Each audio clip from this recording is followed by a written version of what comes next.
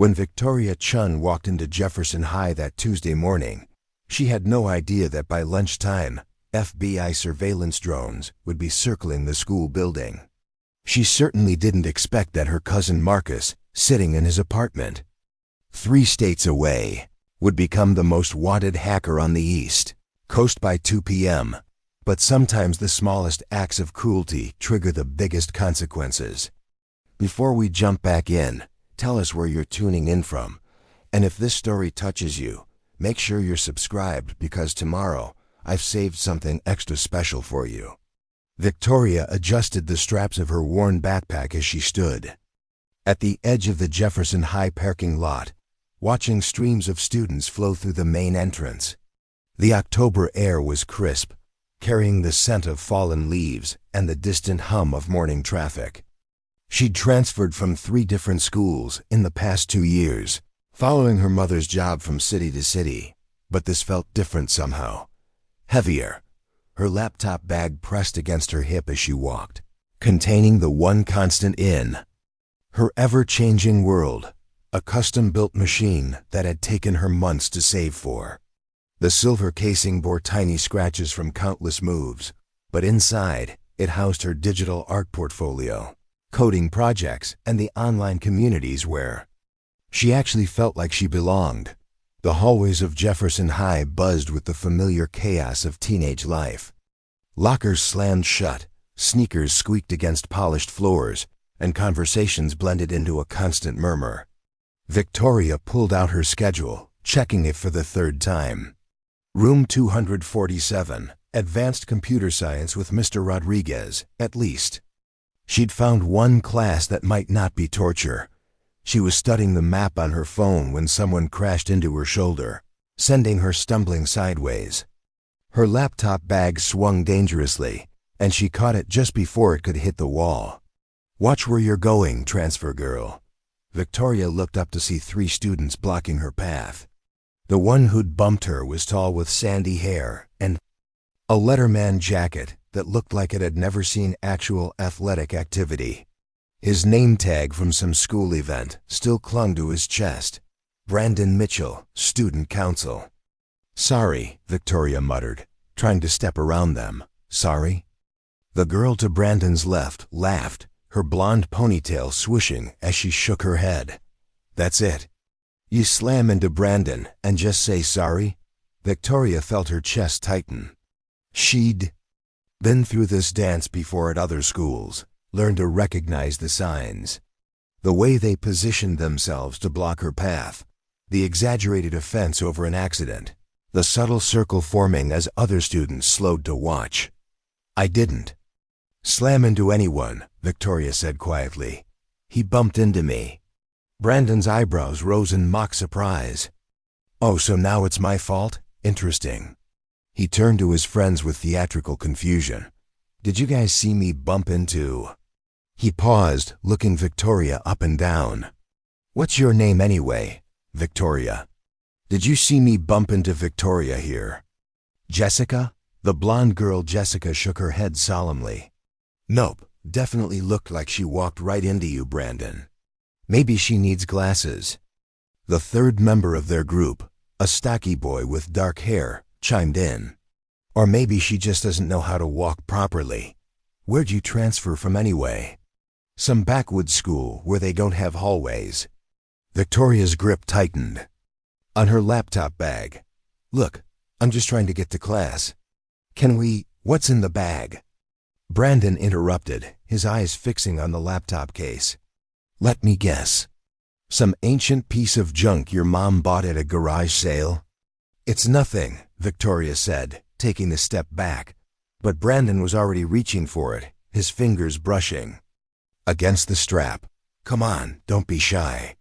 Let's see what kind of high-tech equipment they have at your old school." Victoria pulled the bag closer to her chest. "Don't."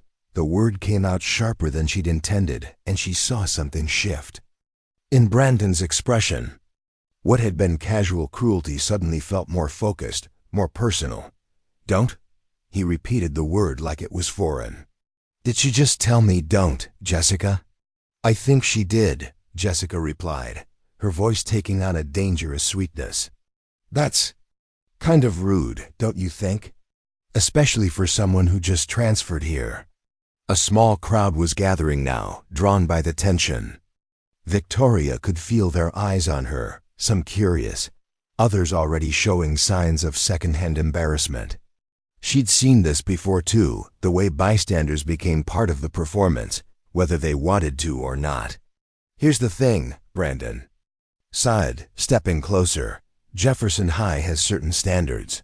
Certain expectations about how people behave, how they dress. What kind of ... He gestured at her laptop bag.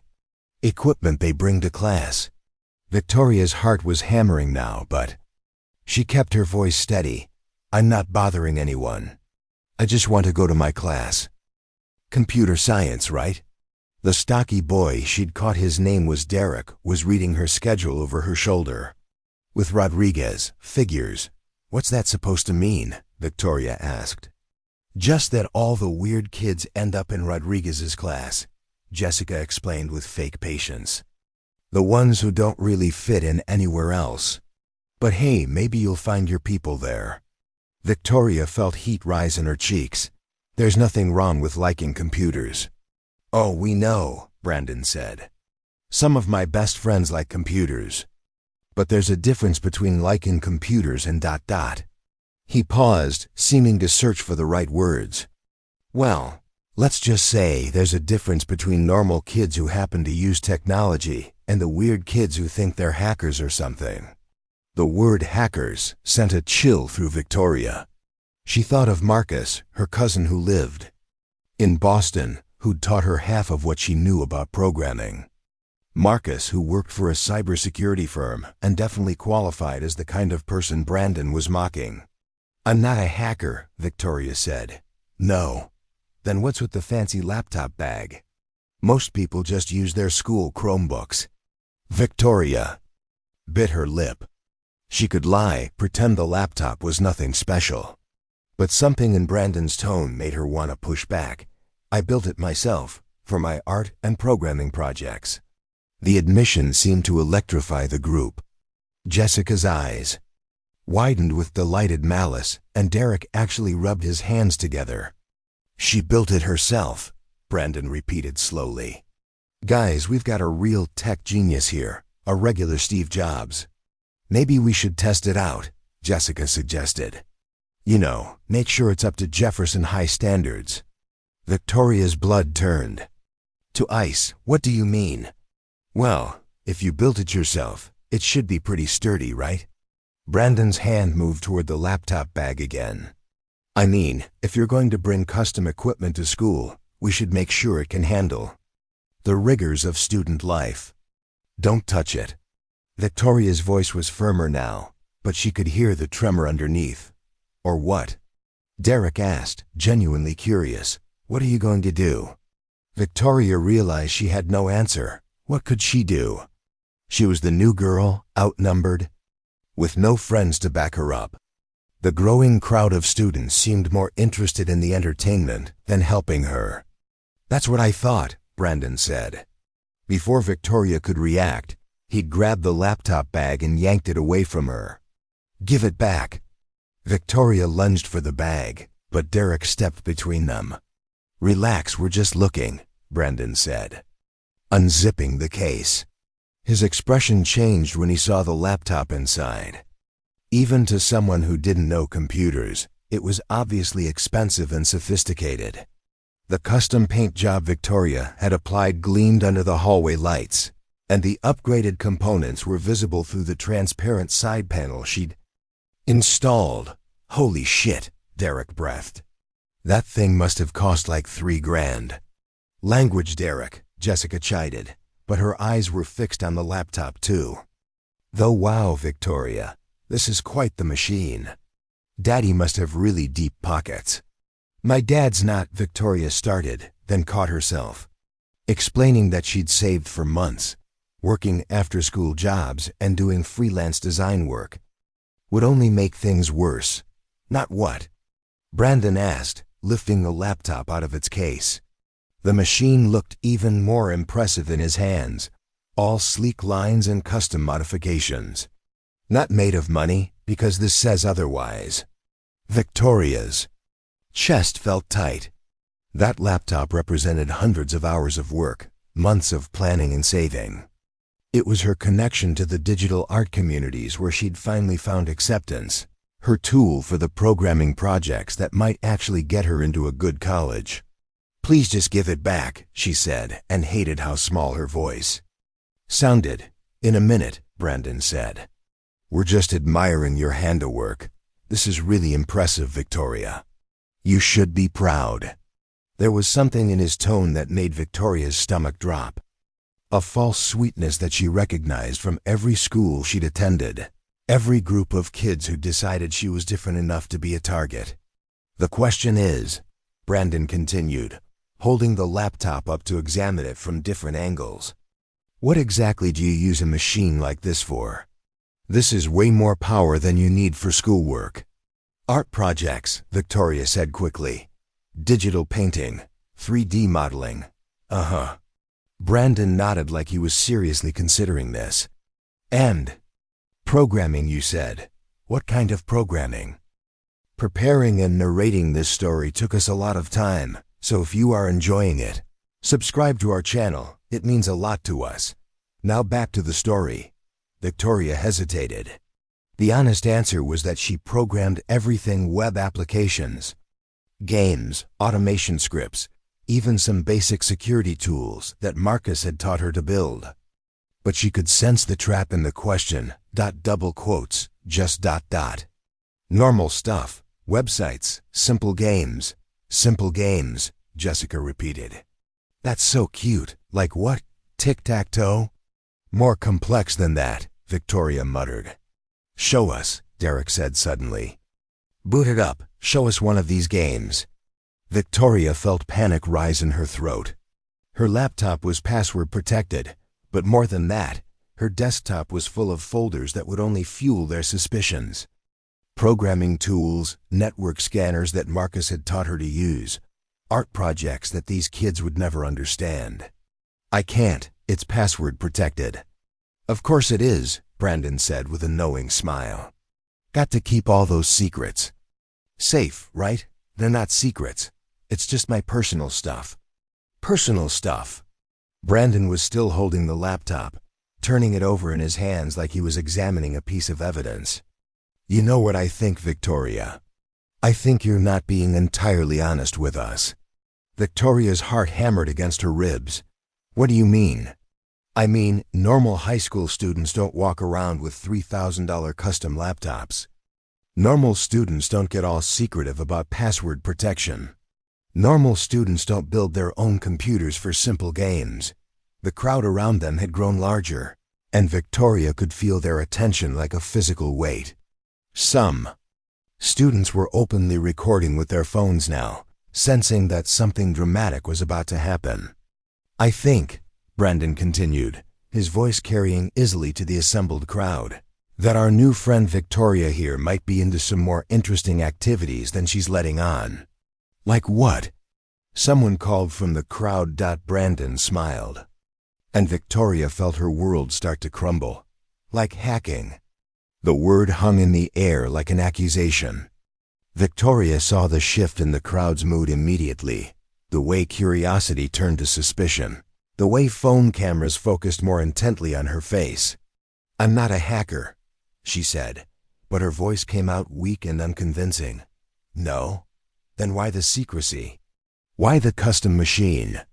Why won't you show us what's on it?" Victoria realized she was trapped. Anything she said now would sound like an excuse. The crowd was feeding off Brandon's performance, and she was just the supporting character in his show. "Maybe we should find out for ourselves," Jessica suggested. "I mean, if there's nothing to hide." "That's actually not a bad idea," Brandon said, hefting the laptop in his hands. "Public demonstration. Show everyone that our new classmate is just a normal girl with normal interests." Victoria lunged forward. "Don't you dare!" But Brandon was already stepping backward, holding the laptop out of her reach. "What's the magic?" "Word, Victoria, please." The word came out as barely a whisper. "I'm sorry, I didn't catch that."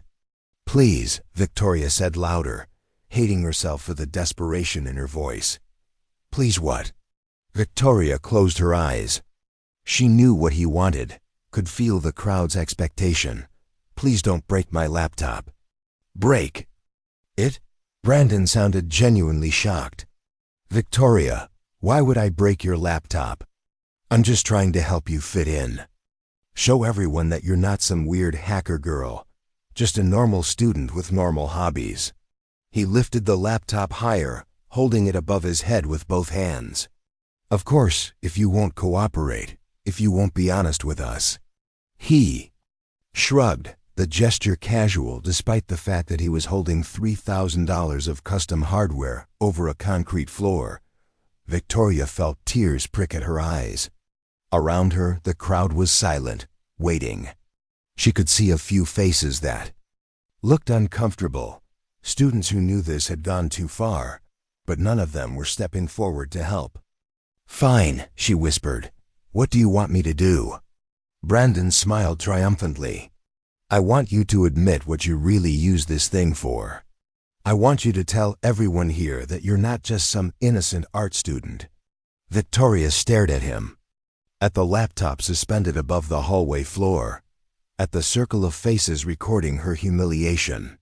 She thought of Marcus, who'd always told her to be proud of her skills, to never let anyone make her feel ashamed of being smart. But Marcus wasn't here.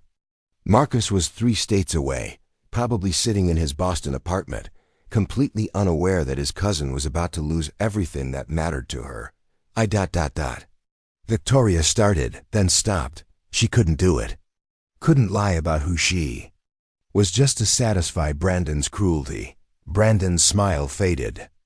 "Wrong answer."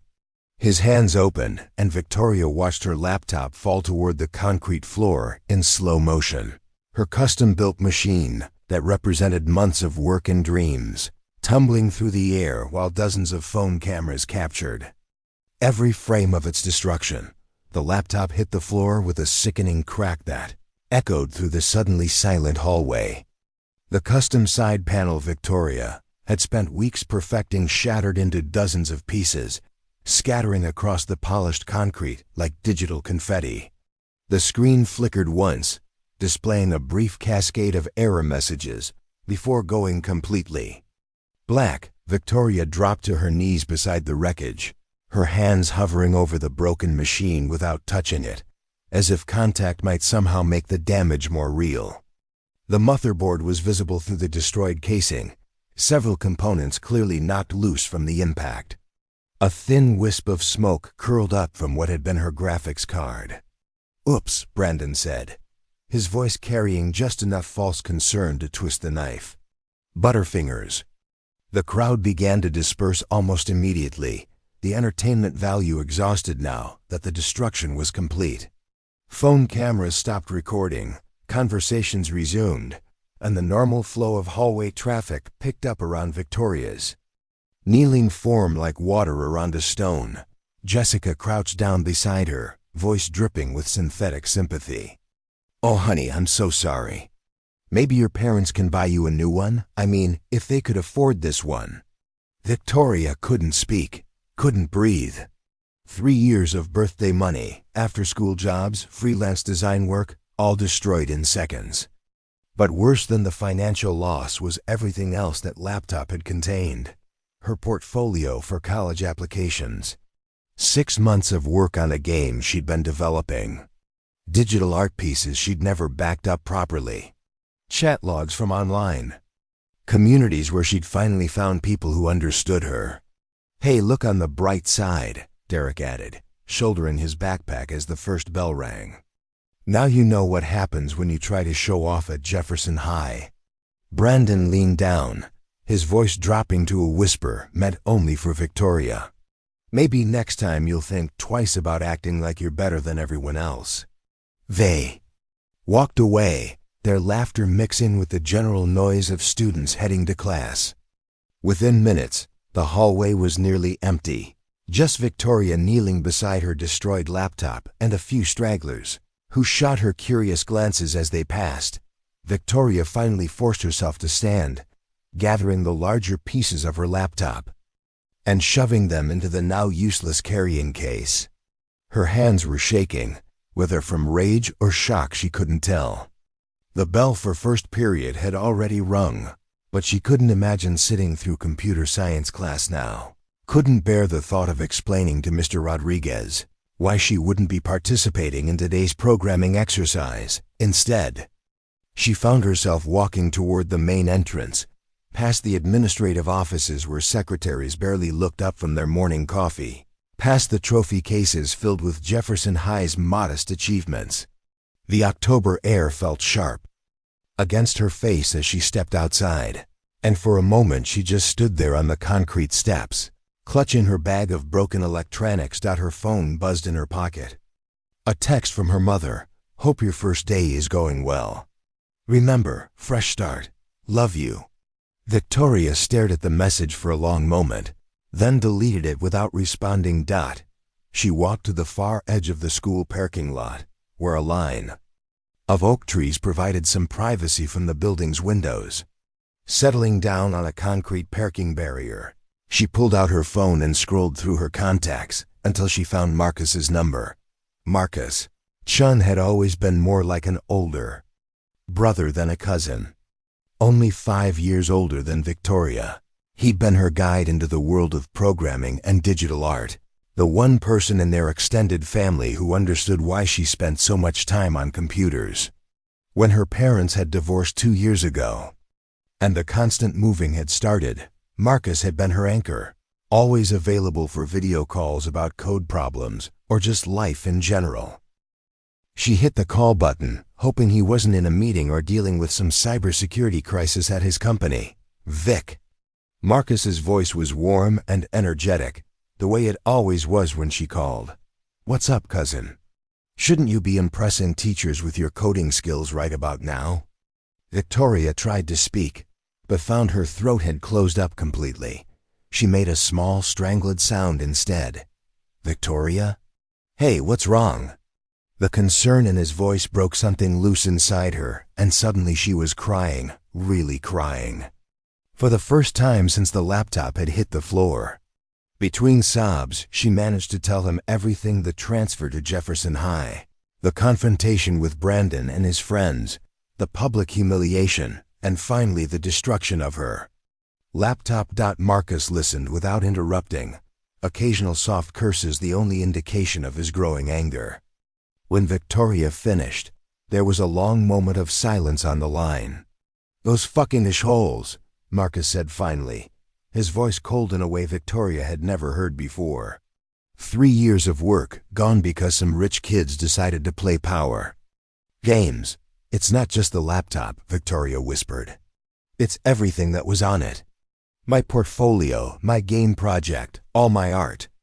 "I know, Vic. I know." Marcus's voice softened. "But listen to me. This isn't over. Not by a long shot." "What do you mean?" "I mean those little shits picked the wrong person to mess with. They have no idea who they're dealing with." Victoria wiped her eyes with the back of her hand. "Marcus, don't do anything crazy. I just need to figure out how to tell Mom and Dad that I need money for a new laptop." "You're not telling them anything yet," Marcus said firmly. "Give me 24 hours. Can you do that?" "Why?" "What are you going to do?" "What I do best, cousin. What I get paid 6 figures a year to do." Victoria felt a chill that had nothing to do with the October air. Marcus ... double quotes. "Brandon Mitchell, right? Student council? And Jessica, what's her name with the ponytail? How do you think I haven't been following Jefferson High's social media accounts since you told me you were transferring there? You think I don't know exactly who runs that school's little social hierarchy?" Victoria had forgotten how thorough Marcus could be when he put his mind to something. At his cybersecurity firm, he was known for his ability to map out entire network infrastructures and identify vulnerabilities that other analysts missed. Apparently, he'd been applying those same skills to her new school. "Marcus, seriously, Don't do anything that could get you in trouble. It's not worth it. It absolutely is worth it, Marcus said. And his voice had taken on the focused intensity Victoria recognized from their late-night programming sessions. These kids think they can destroy other people's lives for entertainment. They think there are no consequences to their actions. They're about to learn otherwise. What are you planning? Nothing illegal, Marcus said quickly. Well, probably nothing illegal. Definitely nothing that can't be explained as legitimate security research. Victoria felt her stomach drop. That doesn't sound reassuring. Trust me, Vic. I'm not going to do anything that puts you in danger or gets me arrested. But Brandon and his little crew are about to discover that actions have consequences, and some people have very long reaches. Before Victoria could respond, Marcus continued, I need you to do something for me. I need you to go back into that school and act normal. Go to your classes, eat lunch, do whatever new students do. Don't mention this conversation to anyone. Don't act like you're expecting something to happen. Can you do that? I guess, but... And Vic? Keep your phone with you. Charged and ready. You're going to want to record what happens next. The line went dead, leaving Victoria staring at her phone in the October sunshine. She knew Marcus well enough to recognize when he'd made up his mind about something, and the tone in his voice suggested that whatever he was planning was already in motion. She thought about calling him back, trying to talk him out of whatever he was contemplating. But part of her, the part that was still seething over Brandon's smug smile as her laptop shattered, wanted to see what her cousin could do with his considerable skills and professional resources. Victoria took a deep breath, gathered up her broken laptop case, and started walking back toward Jefferson High. She had classes to attend and a normal first-day facade to maintain. But as she climbed the concrete steps toward the main entrance, she found herself wondering exactly what Marcus Chun, senior cybersecurity analyst and her very protective cousin, was capable of when someone hurt his family 3 states away. In his Boston apartment overlooking the harbor, Marcus was already at his computer. His workstation was a far cry from Victoria's custom gaming rig. 3 monitors arranged in a semicircle, server-grade processing power, and network connections that most small companies would envy. The tools of his trade were spread across multiple screens, network analysis software, social media monitoring dashboards, and databases that most people didn't know existed. He'd started with the obvious searches while Victoria was still on the phone. Brandon Mitchell's social media presence was extensive and carelessly public. The kid posted everything: his location, his friends, his schedule, his family's vacation photos, even pictures of his own computer setup in what was clearly his bedroom. At home, Jessica Turner was equally forthcoming with personal information. Her Instagram account was a masterclass in oversharing, complete with geotagged photos from inside Jefferson High, pictures of her family's house with the address clearly visible on the mailbox, and a comprehensive catalog of her daily routines. Derek Walsh, the 3rd member of their little crew, was slightly more cautious with his privacy settings, but not cautious enough. A few cross-references through mutual friends' accounts gave Marcus everything he needed, but Marcus wasn't interested in just these 3 kids. He was mapping the entire social ecosystem of Jefferson High, identifying the key players, the followers, the bystanders who'd stood by and watched his cousin get humiliated. His screens filled with data, student profiles, teacher information, administrative contacts, even the school's technical infrastructure. It was the infrastructure that really caught his attention. Jefferson High's network security was laughably inadequate, the kind of setup that made Marcus understand why school districts were such popular targets for ransomware attacks. Default passwords, unpatched systems, administrative accounts with privileges that would make any security professional weep. Marcus cracked his knuckles and opened a secure communication channel to his contacts at the FBI's Cybercrime Task Force. He'd worked with them on several cases, helping to track down hackers who'd targeted his company's clients. They knew him as a reliable source of intelligence, someone whose information could be trusted. But this wasn't going to be a simple tip to law enforcement. This was going to be a masterclass in social engineering, a demonstration of just how vulnerable people made themselves when they thought their cruelty existed in a consequence-free bubble. Marcus pulled up Brandon Mitchell's social media history and began scrolling backward through months of posts. It didn't take long to find what he was looking for: patterns of behavior that went far beyond typical teenage stupidity. Pictures of damaged property belonging to other students, bragging about pranks that were clearly harassment, even some posts that suggested Brandon and his friends had been involved in activities that might interest law enforcement.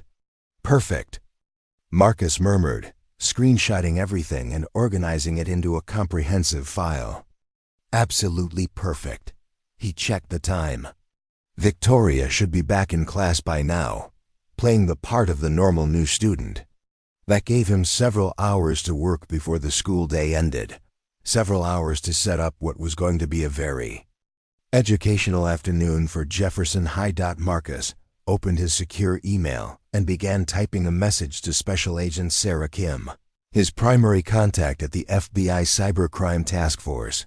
The subject line was simple: urgent, potential criminal activity at educational institution, request for immediate investigation.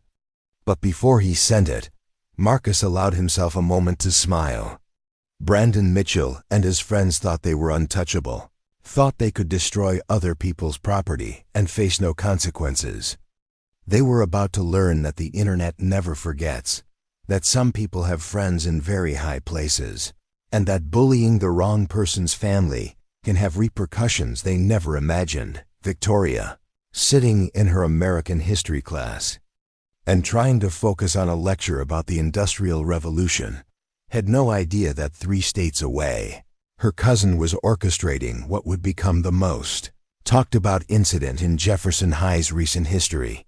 She just knew that her phone was charged and ready, and that something was coming. At 11:47 a.m., exactly 3 hours and 12 minutes after Victoria's laptop hit the hallway floor, Special Agent Sarah Kim received an encrypted email that would change the trajectory of her Tuesday morning. She'd been reviewing routine cybercrime reports in her downtown Boston office when the priority alert chimed on her secure terminal. The sender was Marcus Chun, a cybersecurity analyst she'd worked with on several high-profile cases.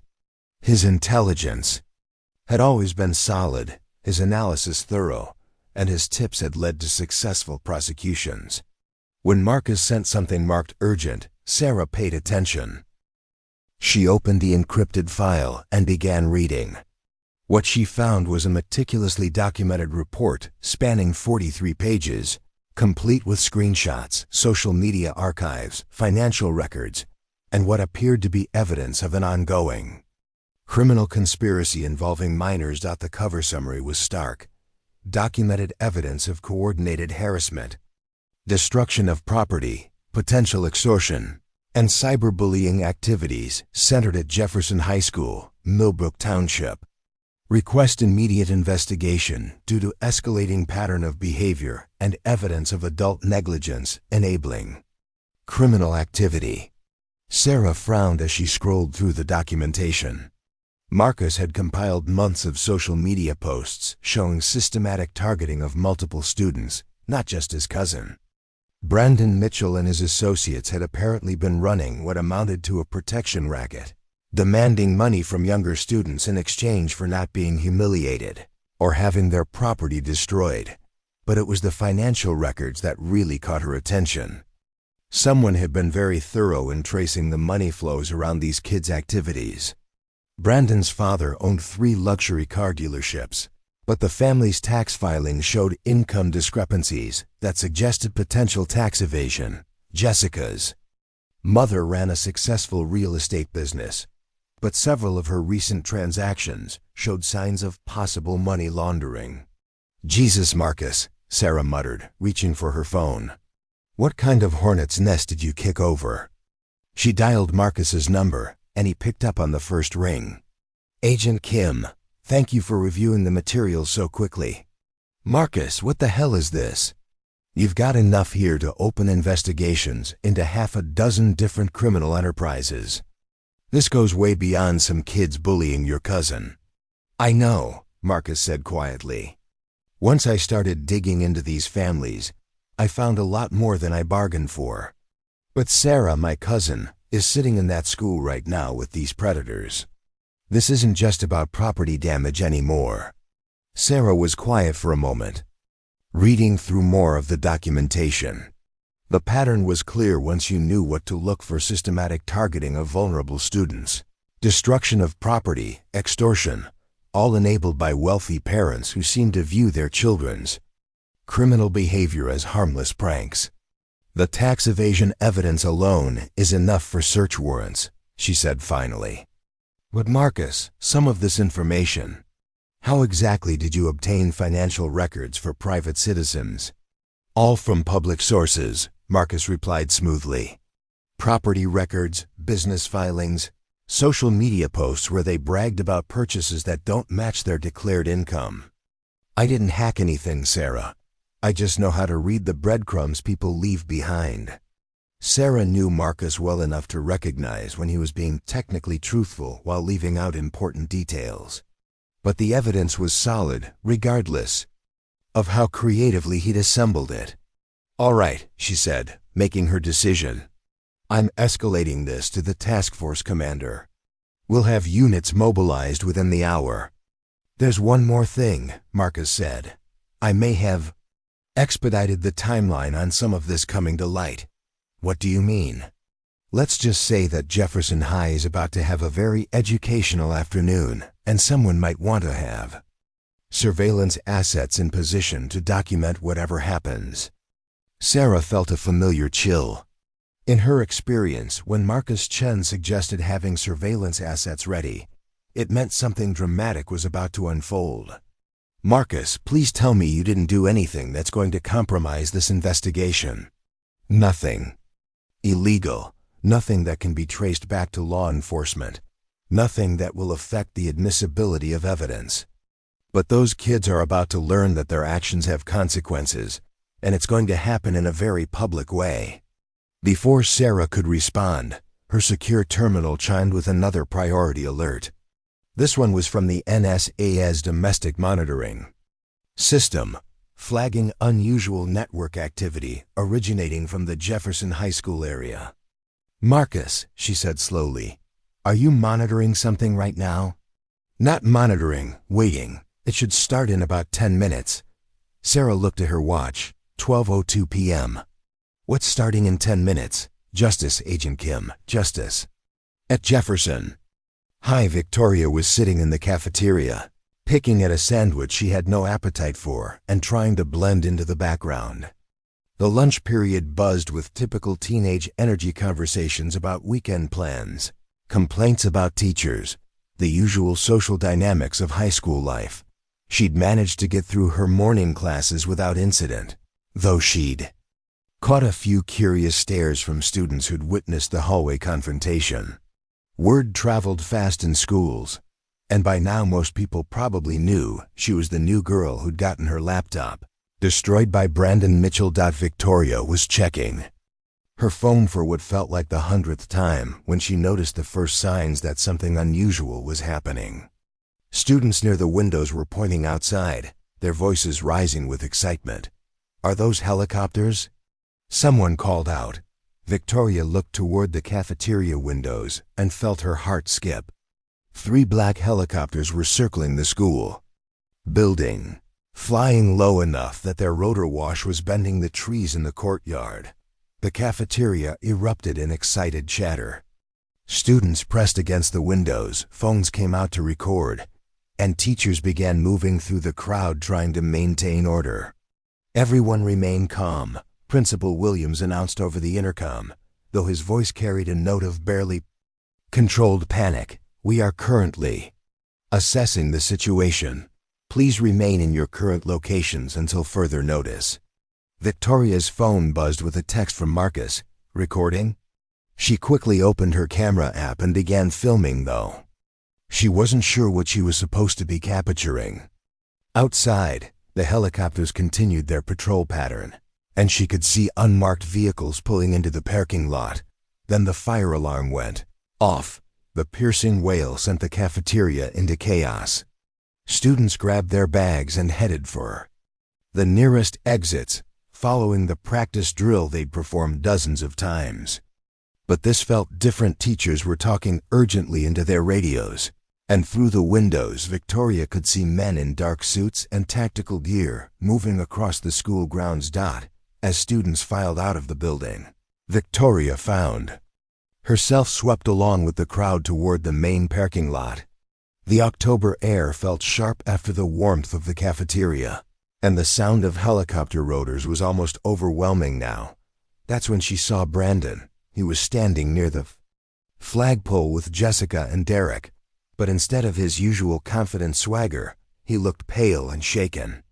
A man in a dark suit was talking to him, showing him something on a tablet, while two other agents stood nearby. Victoria pulled out her phone and zoomed in, capturing the moment when Brandon's face went completely white. Whatever the agent was showing him had clearly shaken him to his core. More agents were moving through the crowd of evacuated students, identifying specific individuals and separating them from the group. Victoria watched as Jessica was approached by a female agent, saw the exact moment when the girl's typical arrogance crumbled into terror. "Attention students and faculty," a new voice announced over a portable PA system. "This is Special Agent Kim with the FBI Cybercrime Task Force. We are conducting an investigation into criminal activities that may have originated from this location. Specific individuals will be questioned as part of this investigation. Everyone else will be released shortly." Victoria felt a surge of amazement mixed with terror. Marcus had actually done it. He'd somehow brought the FBI to Jefferson High, and they were treating Brandon and his friends like actual criminals. Her phone buzzed again. Another text from Marcus. "Check the news." Victoria quickly opened her browser and searched for Jefferson High. The results made her gasp. Someone had leaked the story to multiple news outlets simultaneously, and reporters were already arriving on scene. Breaking: FBI raids elite suburban high school in cybercrime investigation. Tax evasion and money laundering charges expected in Jefferson High case. Wealthy families under investigation for enabling student criminal enterprise. Victoria scrolled through the articles, amazed at the level of detail already being reported. Someone had provided the media with extensive documentation about the families involved, their business dealings, and the pattern of criminal behavior their children had been engaged in. She looked up to see news vans pulling into the parking lot, reporters and camera crews spilling out and setting up their equipment. Within minutes, Jefferson High had become the center of a media circus. Brandon was being led toward one of the unmarked vehicles now, his hands secured behind his back. The confident bully who destroyed her laptop that morning looked like a frightened child, tears streaming down his face as cameras captured his public humiliation. Victoria felt a complex mix of emotions watching the scene unfold. Part of her was satisfied to see Brandon finally facing consequences for his actions, but part of her felt almost sorry for him. He was still just a teenager, and his life was being destroyed in the most public way possible. Her phone rang. "Marcus, you getting all this?" he asked without preamble. "Marcus, what did you do?" "There are helicopters and FBI agents and news cameras everywhere. I told you, cousin. Actions have consequences." Brandon and his friends thought they could destroy other people's property and face no repercussions. They were wrong. Victoria watched as more students were led away by federal agents. "But this is insane. How did you make this happen so fast?" "I've been building relationships in law enforcement for years, Vic. When I present them with solid evidence of criminal activity, they take action. The fact that it happened quickly just means the evidence was very, Very good. As Victoria watched the chaos unfold around Jefferson High, she realized that her quiet, tech-savvy cousin had just orchestrated one of the most dramatic displays of justice she'd ever witnessed. The bullies who'd made her life miserable for exactly 4 hours were now facing federal charges, their families' dirty secrets being broadcast on national news, their futures forever changed by the consequences of their actions. But she also realized that this was just the beginning. The story of what happened at Jefferson High was about to become much bigger than just a few bullies getting their comeuppance by 3 p.m.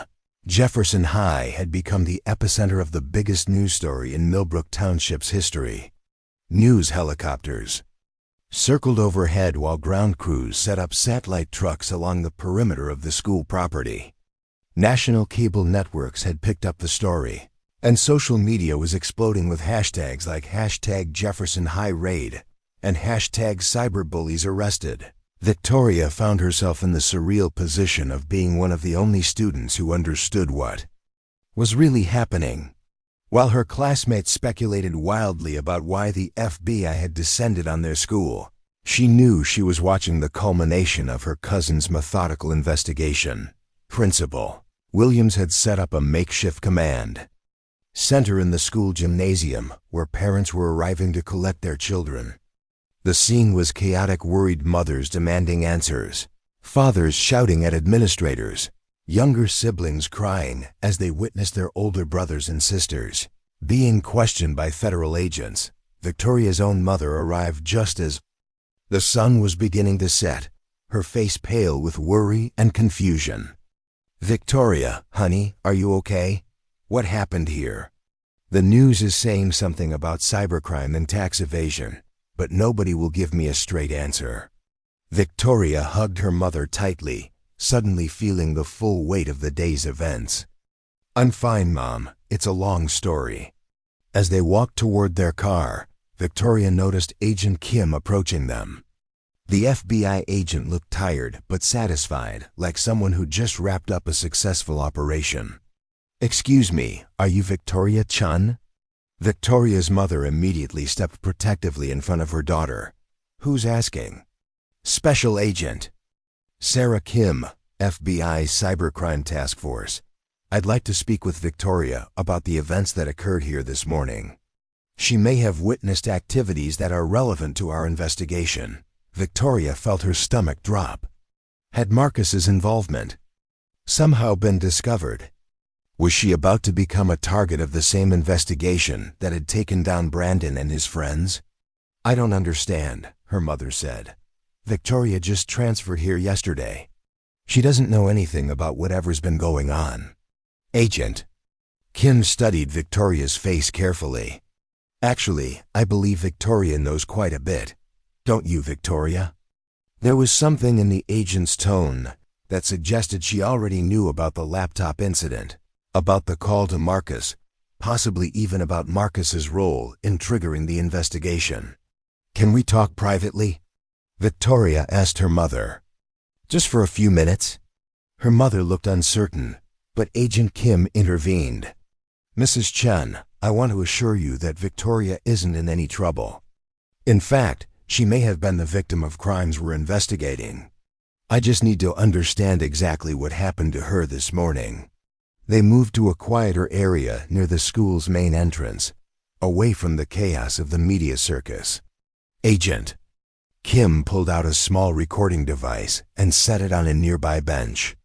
"Victoria, I need you to tell me about your laptop, about what Brandon Mitchell and his associates did to you this morning."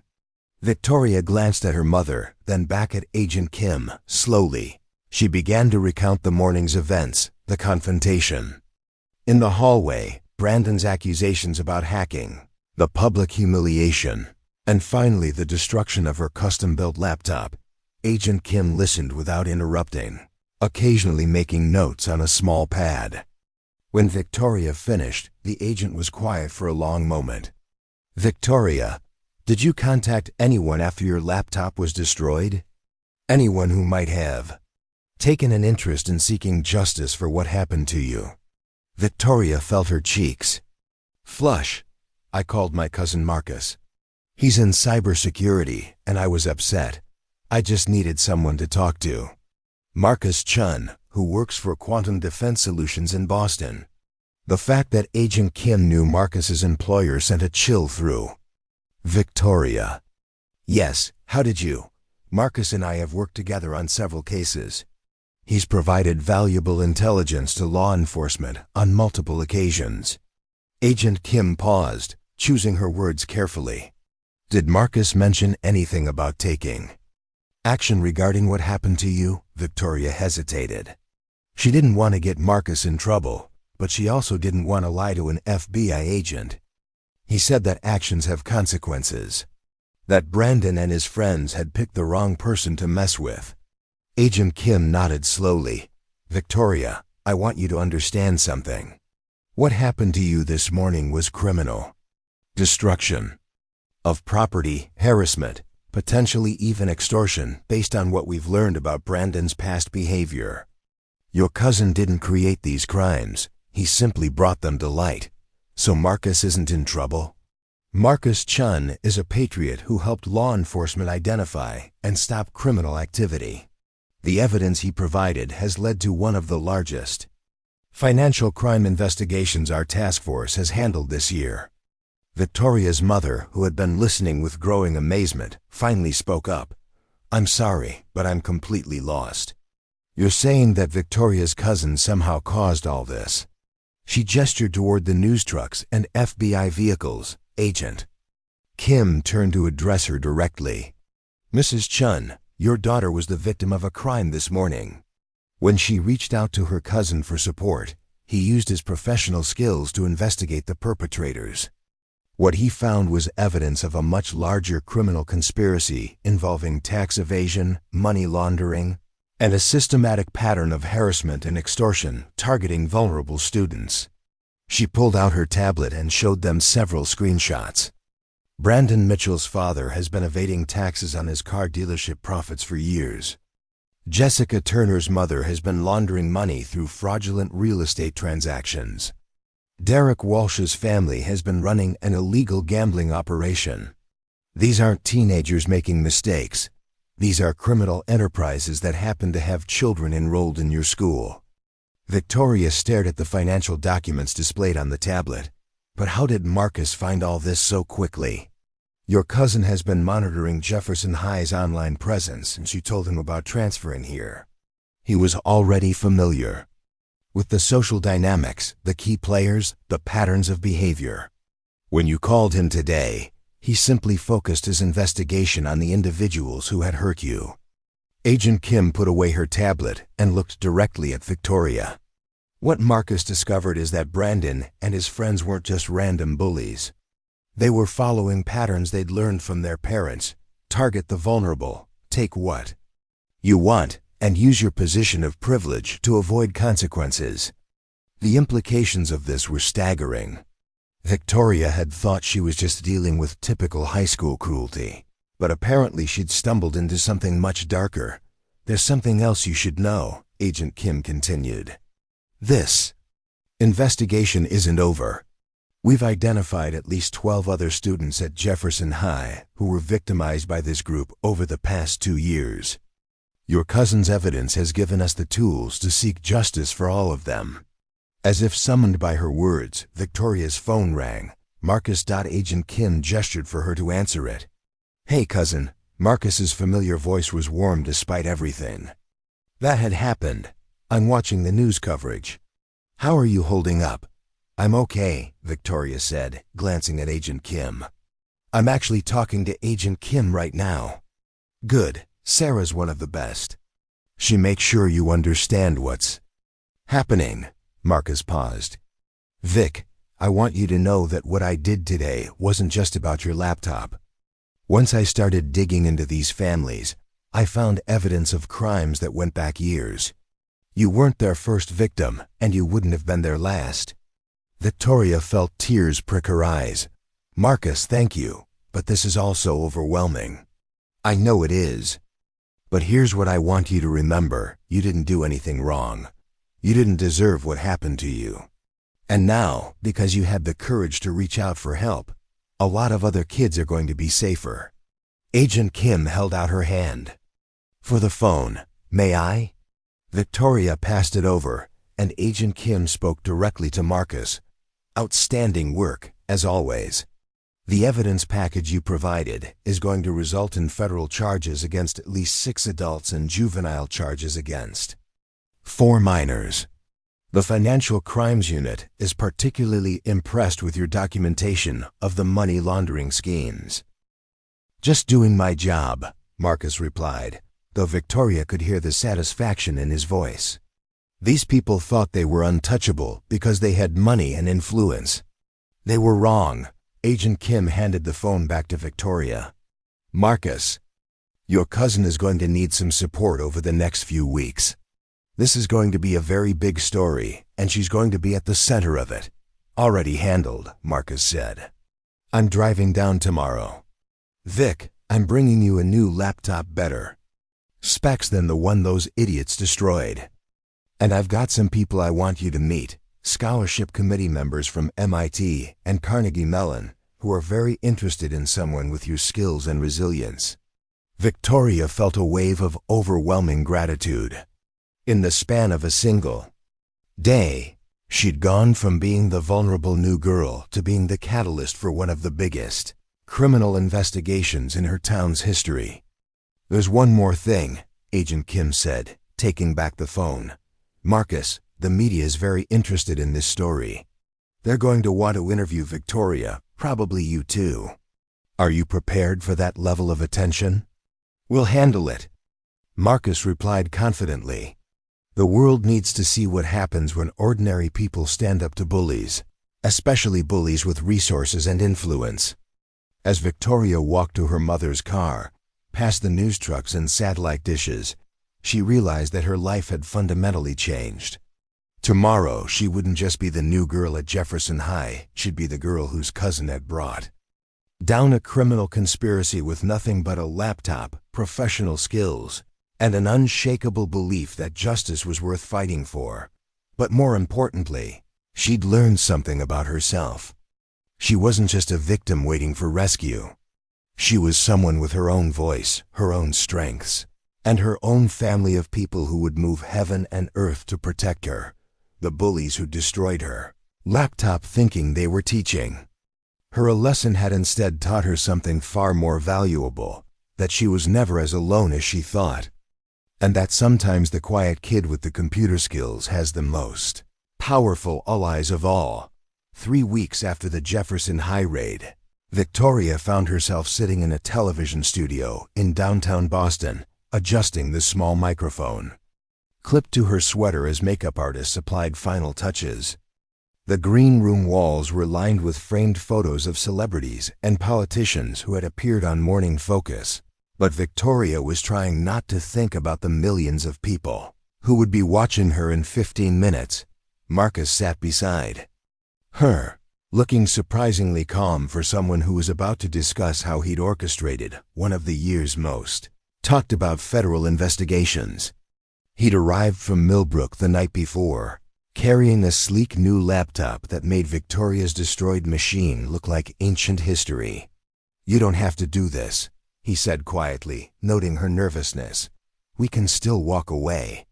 Tell them you changed your mind. Victoria shook her head. No, I want to do this. People need to understand what really happened. And ... She paused, thinking of the emails she'd been receiving from students at other schools who'd faced similar situations. Other kids need to know they're not alone. The past 3 weeks had been a whirlwind that Victoria was still processing. The story had exploded across social media platforms, spawning everything from TikTok videos analyzing the FBI raid footage to Reddit threads dissecting the financial crimes uncovered in the investigation. #Justice for Victoria had trended for days, but so had more complex discussions about cybersecurity, family loyalty, and the intersection of bullying and white-collar crime. The legal consequences had been swift and severe. Brandon Mitchell was facing juvenile charges for destruction of property and extortion. While his father had been arrested on federal tax evasion charges involving over $2 million in unreported income. Jessica Turner's mother was fighting money laundering accusations related to her real estate business, and Derek Walsh's entire family was under investigation for their illegal gambling operation. But it was the other victims who had come forward that really drove home the scope of what Marcus had uncovered. 12 students from Jefferson High had provided evidence of systematic harassment, extortion, and property destruction dating back almost 3 years. The pattern was always the same: target students from middle-class families, preferably those with valuable electronics or other items worth stealing, then create situations where the victims felt powerless to resist. Victoria Chun, a production assistant, appeared at the green room door. "We're ready for you on set." Victoria stood, smoothing down her sweater, the same one she'd worn on her first day at Jefferson High, though it felt like a lifetime ago. The studio was smaller than she'd expected, just 2 chairs positioned across from each other, with cameras positioned at carefully calculated angles. Miranda Walsh, the show's host, was already seated and reviewing her notes. She looked up as Victoria approached, offering a warm smile that seemed genuine despite the television lights. "Victoria, thank you so much for agreeing to share your story. I know this hasn't been easy." Victoria settled into her chair, acutely aware of the cameras that were already rolling for B-roll footage. "Thank you for having me. I think it's important that people understand what really happened." Marcus took his position in a chair slightly off to the side, where he could be included in wider shots but wouldn't dominate the conversation. The plan was for Victoria to tell her story first, then for Marcus to explain the technical and legal aspects of his investigation. "We're living 30 seconds. Someone called from behind the cameras." Miranda straightened in her chair, her expression shifting into the polished professionalism Victoria recognized from watching the show. "Good morning, and welcome to Morning Focus. I'm Miranda Walsh. Today we're speaking with Victoria Chun, the 16-year-old student whose call for help led to one of the most dramatic federal investigations in recent memory." The red light on the main camera flicked on, and Victoria felt her nervousness transform into something else, a sense of purpose she hadn't expected. "Victoria, 3 weeks ago, you were just another new student at Jefferson High School. Can you take us back to that Tuesday morning and tell us what happened?" Victoria took a breath and began to speak. She found herself telling the story more clearly than she ever had before, walking through the hallway confrontation, the systematic humiliation, and the moment when her laptop, representing months of work and dreams, hit the concrete floor. "When I called my cousin Marcus afterward," she said, "I wasn't looking for revenge. I was just broken. I needed someone who would understand what I'd lost." Miranda turned slightly to include Marcus in the shot. "Marcus, you work in cybersecurity for a major firm. When your 16-year-old cousin called you in tears, what went through your mind?" Marcus leaned forward slightly, his voice carrying the same controlled intensity Victoria remembered from their phone call that day. "Initially, I was just angry. Someone had hurt my family, destroyed something precious to her. But as Victoria described what had happened, I started recognizing patterns." "What kind of patterns?" "The systematic nature of it. The public humiliation, the targeting of valuable electronics, the way the perpetrators seemed confident they wouldn't face consequences. In my line of work, you learn to recognize organized criminal behavior, even when it's happening on a small scale." Miranda nodded. "So you decided to investigate?" "I decided to do what I do professionally: gather intelligence. What I found was evidence of criminal activity that went far beyond bullying." Victoria watched as Marcus pulled out his tablet and showed Miranda some of the same documentation he'd provided to Agent Kim weeks earlier. Even sanitized for television, the financial records were damning. "This wasn't a case of teenagers making bad choices," Marcus continued. "These were criminal enterprises run by adults who were teaching their children to prey on vulnerable classmates. The tax evasion, money laundering, illegal gambling, these kids were learning criminal behavior from their parents. Miranda turned back to Victoria. How did it feel to learn that what happened to you was part of something much larger? Victoria considered the question carefully. Honestly, at first it was overwhelming. I thought I was just dealing with typical high school bullying. But then I started hearing from other students who'd been targeted by the same group, and I realized that if Marcus hadn't acted, they would have just kept hurting people. You've received thousands of messages from students across the country who've faced similar situations. What would you tell someone who's going through what you experienced? That you're not alone, Victoria said, looking directly into the camera, and that it's not your fault. Bullies want you to think you're powerless, that there's nothing you can do. But everyone has people who care about them, even when it doesn't feel that way. Sometimes you just have to be brave enough to reach out. Miranda shifted topics. Marcus, there's been some criticism that your response was disproportionate.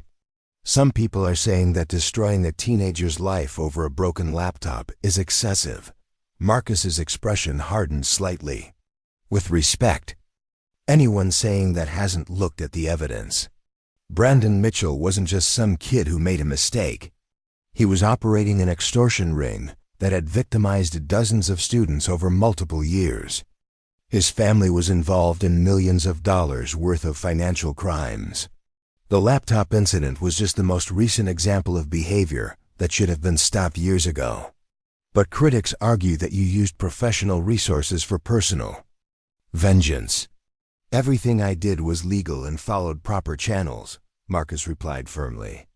I identified evidence of criminal activity and reported it to appropriate authorities. The fact that justice was served quickly doesn't make it vengeance. It makes it effective law enforcement. Victoria found herself speaking up. I want people to understand something.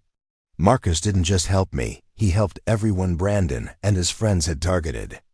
There are kids who were too scared to report what happened to them, families who couldn't afford to replace stolen or destroyed property.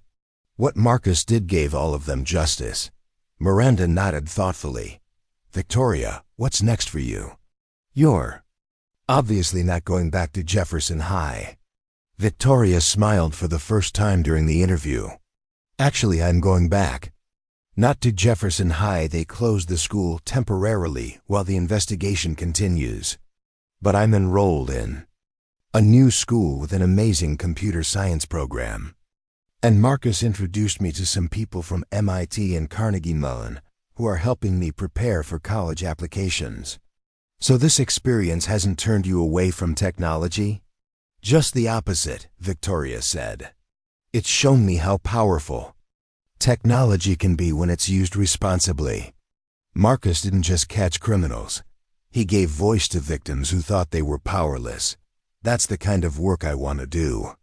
As the interview wrapped up, Victoria felt a sense of completion she hadn't expected.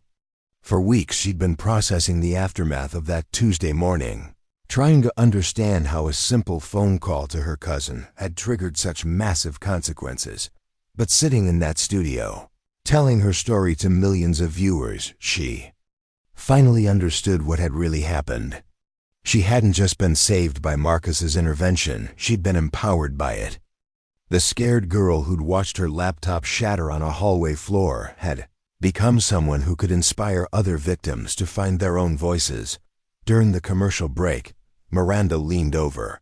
That was fantastic, Victoria. You're a natural at this.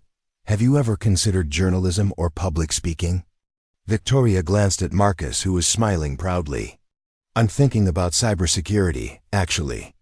Turns out I have a pretty good teacher. As they walked out of the studio and into the bright Boston morning, Victoria realized that the laptop Brandon had destroyed had been more than just a machine. It had been a symbol of her isolation, her dependence on technology as an escape from the social complexities of high school life. But what Marcus had built in its place was something far more valuable, a network of support, a sense of purpose, and the knowledge that she had the power to make a difference in other people's lives. The bullies who'd thought they were teaching her a lesson about her place in their social hierarchy had instead taught her something far more important, that the quiet kid with the computer skills and the right family connections could move heaven and earth when someone they loved was threatened.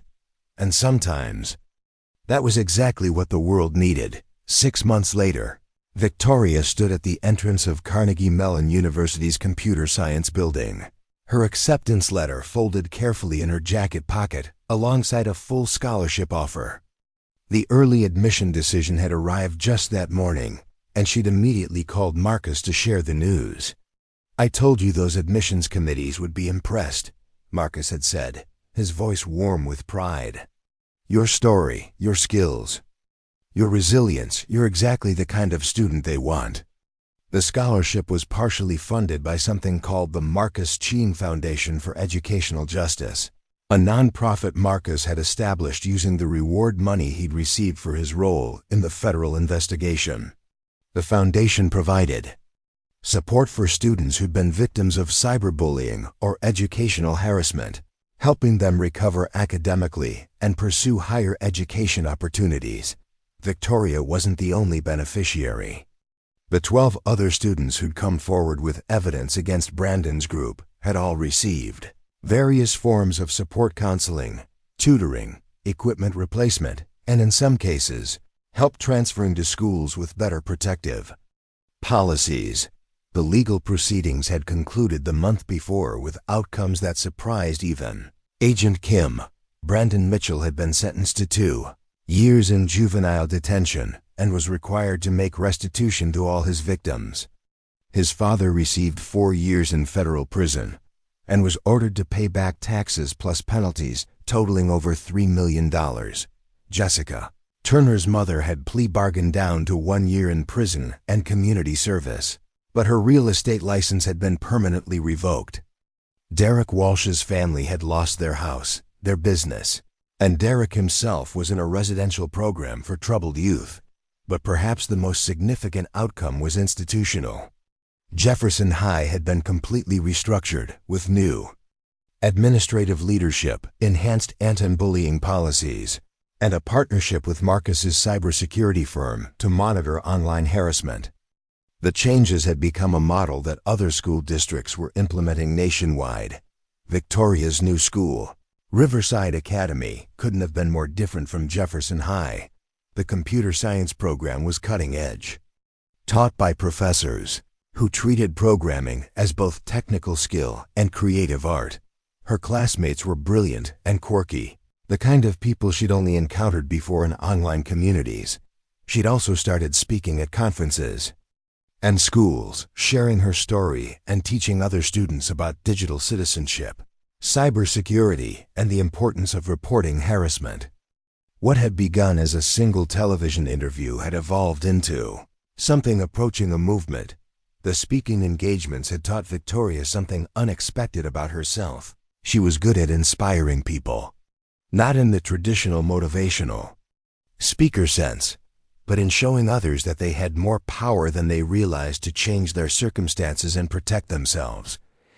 Her latest project was developing an app called Safe Space with a team of student developers from several universities. The app allowed students to report harassment anonymously, automatically collected evidence, and connected victims with resources and support networks. They'd already received interest from over 100 school districts. Marcus had become something of a celebrity in cybersecurity circles, invited to speak at conferences about the intersection of family loyalty, digital investigation, and civic responsibility. His presentation, When Personal Becomes Professional, Ethical Considerations in Cyber Investigation, was required viewing in several graduate programs. But today wasn't about any of that.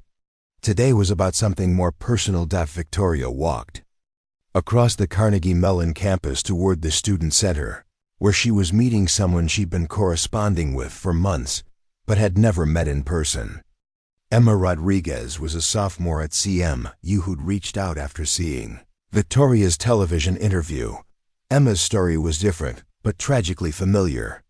At her high school in Oregon, she'd been targeted by a group of students who'd created fake social media accounts to spread rumors about her, eventually driving her to attempt suicide. Her parents had tried to work with the school administration, but nothing had been done. The harassment had only stopped when Emma's older brother, a software engineer, had traced the fake accounts back to their creators and provided evidence. To local police, "I saw your interview and realized I wasn't the only one," Emma had written in her first email. "I wanted to thank your cousin for showing people like my brother that they could fight back." Victoria spotted Emma sitting at a corner table in the Student Center cafe, her laptop open and several computer science textbooks stacked beside her. She was smaller than Victoria had expected, with short dark hair and thick-rimmed glasses. That made her look younger than 20. "Emma?" Victoria approached the table tentatively. Emma looked up and smiled, a genuine expression that lit up her entire face. "Victoria, I'm so glad you could visit. How do you like the campus?"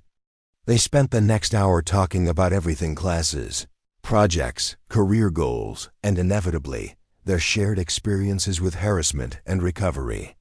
Emma was working on her own app, a mental health support platform for teenagers, and was planning to apply for graduate school with a focus on digital ethics. "Your cousin's foundation helped pay for my therapy after everything that happened," Emma said over coffee. "I don't think I ever properly thanked him for that. He'd say the same thing he always says, that helping people heal is just good sense. Trauma doesn't go away on its own." Emma nodded thoughtfully. "I've been thinking about something lately. About how many kids are out there right now dealing with what we went through, but they don't have cousins like Marcus or brothers like mine. People who know how to fight back in the digital world." Victoria had been thinking about the same thing. "That's part of why I want to go into cybersecurity. To be the person for other kids that Marcus was for me." "What if we could scale that up?" Emma asked suddenly. "What if we could create something bigger than just individual apps or foundation scholarships?" Victoria leaned forward, intrigued. "What do you mean?" Emma pulled out her phone and showed Victoria a document she'd been working on. "I've been researching cybersecurity education programs, and there's a huge gap. Most focus on protecting businesses and government agencies. Almost nothing focuses on protecting individuals, especially young people." The document outlined a proposal for a new kind of educational initiative, a program that would train high school and college students in basic cybersecurity skills, but with a focus on protecting themselves and their communities rather than corporations. Students would learn how to identify harassment, collect digital evidence, report crimes effectively, and support victims. "We could call it the Digital Guardian Program," Emma continued, her excitement building.